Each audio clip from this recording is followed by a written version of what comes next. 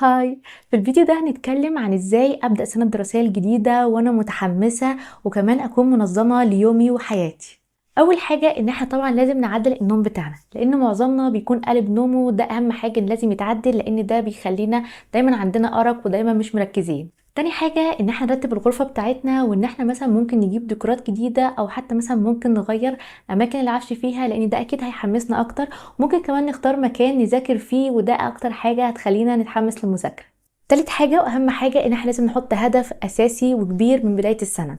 يعني مثلا عايزة اجيب مجموع عالي في الثانوية العامة، عايزة اجيب تقدير كبير في الجامعة، وهكذا. رابع حاجة ان احنا ممكن نحمس نفسنا لبداية الدراسة وللمذاكرة، ان احنا نجيب ادوات دراسية كده تكون شكلها كيوت والوانها حلوة. خامس حاجة ودي اهم حاجة وهي المشتتات. لازم نحط من اولها كده حد للمشتتات. يعني مثلا ممكن شخص يكون بيحب يتفرج على المسلسلات، ممكن يقعد طول اليوم بيتفرج على المسلسلات ويجي في اخر اليوم يحس ان هو ما عملش اي انجاز.